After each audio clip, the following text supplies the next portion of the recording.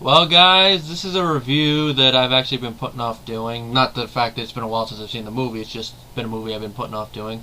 Only almost a little bit longer than 90 minutes, despite that, but I still have been. It was actually a conversation at school that actually got me to watch this movie. It, of course, is the 2012 movie written by Avengers director Joss Whedon, and also produced by him.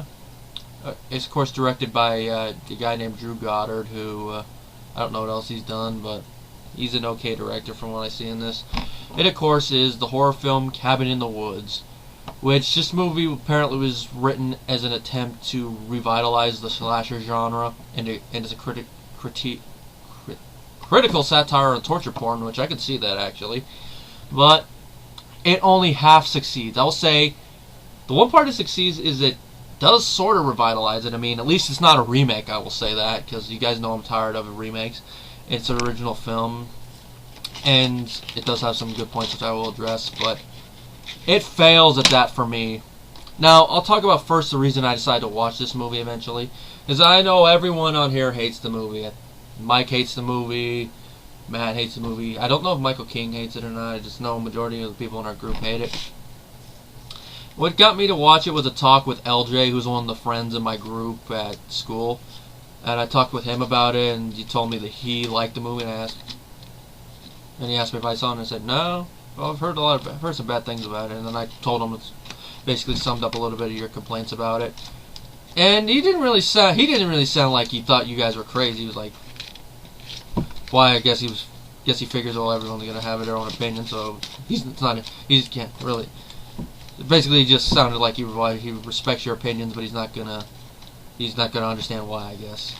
Without actually talking to you directly, I guess you could put it. But I'm not gonna name names, but another guy in the group was not so much. But I don't really give a crap what that guy thinks anyway. Jeff's probably the other one who knows what I'm talking about. But anyway, I decided to watch the movie, and I did, and I was entertained up until the end, because off the bat for me, I don't think I can really rewatch this movie, unless I'm doing a horror-thon, where I really want to watch a bunch of horror movies. That's the only time I could ever see rewatching this movie, or if I'm doing like a marathon with one of the lead actors, Chris Hemsworth, watching all of his movies. That's the only way I can see me rewatching this movie. Other than that, no. Which is the sad thing. When I watch a horror movie that I hope is good, one of the things I hope for is rewatchability. Because for me, if you only can watch a movie once, to me, that kind of kills some of it. Because I think a movie should be rewatchable. It's not, well then again, you can't really say that about a play, unless of course you decide to go see it while it's in its run, unless it's one that runs for years, in that case. But for me, a play too should be rewatchable. Anything should be rewatchable. Music should be re-listenable to, TV shows, anime and stuff should be rewatchable as part of it, and movies should be rewatchable. For me, if a movie is not rewatchable, it kind of lowers the appeal a little bit for me, which is why part of me does not understand how this has a 91% on Rotten Tomatoes with the critics, 76% with the audience, and a 7.1 on IMDb. I say that again, IMDb public.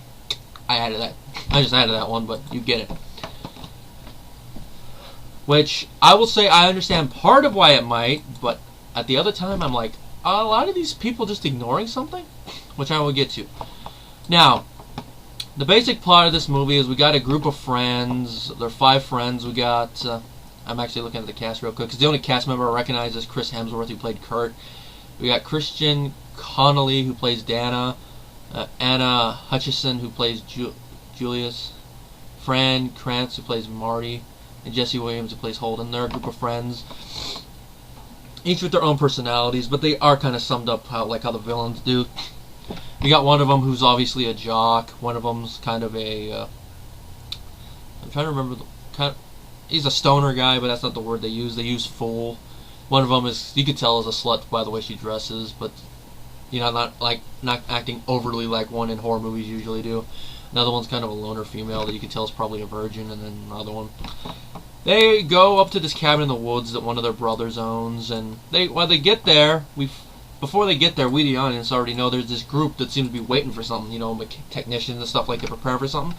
And when they get there, we see that they're preparing for this like horror movie thing where they're going to off people for real. Which I will say that's one of the creative things about this movie that I think is creative. That's the basic premise of the movie, is that they do that. And for the first 2 acts of the movie, I will say it does kind of work. That they're doing that, and at the same time, it's adding something fresh, while at the same time satirizing everything we know about the horror genre. Which I will give it that much. It does do that effectively, like how it gets each of the characters to bring out each of the stereotypical stuff, like the slut girl, for example. Which those who've seen the movie know what I'm talking about. Anyway. For the most part, in the first act and part of the second act, the movie does kind of seem like a slight remake of The Evil Dead. At least that's what I was thinking of. You know, friends going to a cabin, going into the basement, finding a book. How can I not think of Evil Dead? The only thing that this movie needs for that is for Chris Hemsworth to pull out a shotgun and say in his Thor voice, "Groovy!" Which that would have made the movie a little bit cool. That would have made the movie cool, actually. Chris Hemsworth as Thor coming down beating the crap out of everyone. What are these creatures? Bring me more! That would have been badass. But anyway, once they read from the book, shit goes down. Redneck zombies come up, which I have to say that's interesting. I've never seen redneck zombies before, at least that I can think of. And of course, you know, the friends are going to start dying one by one until 1 or 2 of them's left. As traditional, like I said, it makes fun of it in a way, like... One thing that it makes fun of is the fact that in most of these situations, everyone always likes to split up. They make fun of that by having Chris Hemsworth suggest at first that they stick together and with a rational plan, and then he's made into changing the plan, which I thought was kind of funny. That they all have all the stuff planned out and it's all making fun of it. That is one of the things about the movie. It's humor that it's kind of in-joke humor in a way. You have to be a horror fan to get some of the stuff, or at least be familiar with the horror genre and all its cliches in order to get some of the stuff. But I think it works, to an extent. It's as the movie crawls towards its third act that it began to lose steam for me, because I already knew more or less what the ending was, which is why as I was watching this movie, I'm like, this movie's going to have disappointment, isn't it? And with that, I can understand why Matt and Mike do not like this movie, because from what I remember, when they saw it, they did not know the ending was going to be like that, and I believe, if I remember correctly, Matt was looking forward to the movie. So, not having that knowledge ahead of time and then going into it, you're going to be like, what the fuck did I just watch? Me already knowing about it, I'm like, okay, I'm probably going to hate this movie a little bit. And I was right. Now, I'm getting to the third act. Before any of you people who are fans of this movie jump down my throats, I get the point of the movie. Because I know a lot of people have been giving Mike and Matt flack for that. They've been saying, as Ron White put it, apparently, sir, you just don't get it. Yeah, with the prissy voice. Of course, it'd be, if they're even more annoying, they'd be in a French accent. You just do not get it, you silly American with your small brain. You cannot comprehend the deepness of this movie. I'm French, you idiot. But, anyway, I digress. I get the point that the ending of the movie is trying to make. I like movies that have deep points, or stories that have deep points. The play that I saw over the weekend for my acting class that I enjoyed, I will say how I enjoyed that play, has sort of a deepness to it. It has like a thing that echoes the story of King Solomon. Yet it's not pushed in your face or done with an ending that you don't like. Because that's the major problem with this movie, is the ending, the last part of the third act. Now, the part of the third act I do like is up until after they release everything in the building, which I have to say that's a horror fan's wet dream to see all that. You can see something based on Pinhead, something kind of inspired by, kind of like a mix of he looks like Pennywise, but he seems to be acting more like a deranged version of John Wayne Gacy, only without the rape. A giant snake and stuff, which I can say the only problem with that scene I have is that the CGI looks a little half-assed, but that's just me. And also, what stuff like that, I would prefer if there was actually something in the camera, you know, like a prop, like stop motion, or at least something like that. But CGI, I know, is here to stay, so they're probably going to use that. But at least put some money into CGI and make it look a little bit more realistic. Because here I can tell with CGI, I'm like, CGI. I understand why they use it, but I'm still like, CGI. Doesn't kill the scene for me, but it's something that I can't help but notice. But the thing I hate is the direct ending. I don't mind Sigourney Weaver's cameo, I'll say. I actually liked her cameo. I liked it here a lot more than I liked it in Paul. Actually, I liked her performance in Paul a little bit more, but you all know the thing I hate about that.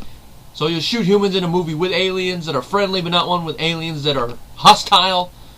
What are your priorities? But the thing is the whole final point of the ending of the movie about, oh, you have to be sacrificed. Oh, the gods have to be appeased. I'm like, you couldn't have come up with anything better than a downbeat ending, because yes, it has a downbeat ending. Like Chernobyl Diaries, like Insidious, like a lot of the found footage horror movies, and it seems to be a lot of horror movies in general nowadays, it has a freaking downbeat ending. I would have preferred an open ending where you can interpret it either way. Like if you had ended the movie before the last part of it, and it's up to the audience to decide whether or not something bad or good happened, kind of like how they did with Halloween 3, which, depending on what order I upload, you may or may not have seen that already. I would have preferred that, because then it's up to the viewer to decide, which I actually think that's a little bit stronger than actually giving you an answer if it's going to be negative.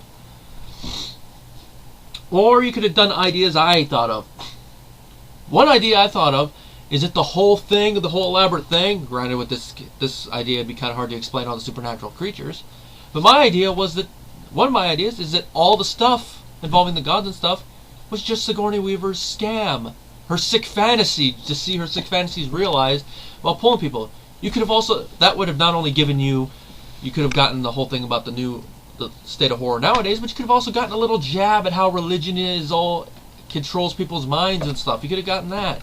And I'm not saying anything bad about religion, I'm just saying that some people abuse religion to control people, that's what I'm saying. You could have done that. That would have been a nice little commentary. If I had done a rewrite of the script, that's what I would have done. And another one, I gotta remember how I had two ideas. What was the other? The second one, you could have just had the gods be appeased just by what happens when all the creatures get let loose. That one I would have been better. I would have preferred the first idea I said, but those ideas sound a lot better than having the downbeat ending where a hand comes up, which is obviously CGI too, but that one they had no excuse to do fully CGI. They could have done They could have superimposed footage, like record a hand and then somehow work it into the scene. They could have done that. As I say, the first two thirds of the movie I thought were decent. It's just that the last act goes down. The movie goes like this. It starts good. This is how I was when I was watching the movie. The movie started below the screen. The movie starts to go. I introduced the characters. Okay, I like the stoner guy. I like Hemsworth. He's a jock character, but he's not one that you actually want to see the killer get. Slut character, or whatever her name is, he's okay. Other guys, okay, all the characters are likable. Okay, I'm actually starting to feel for them. Even though I'm seeing the villains, I want them to get their just desserts. Oh, one of them died! Oh, crap. Okay, some of the humor's working. Second half of the movie. Come on. Oh, drop the thing. Oh my god, I did not expect that death. I knew he was going to die, but I did not expect him to die that way. That is a fitting death. Then, as it enters the third act, right into the dumper. And when a movie does that, it takes away all the momentum. Granted, it's the last 10 minutes of the movie that does it, but that takes it away. Imagine if it's like in an action movie, if it's all non-stop action with like subtle hints of political stuff, and then at the last movie they have a character do a big old speech about the political stuff. Now that works in First Blood because it's a character talking about the stuff he went through and the stuff he's seen when he got back. There it works. I'm talking about like saying something about like illegal immigration, like the border, like that. Do it subtly. It's just, like I said, it killed the scene. It killed the ending of momentum for me. It should have been.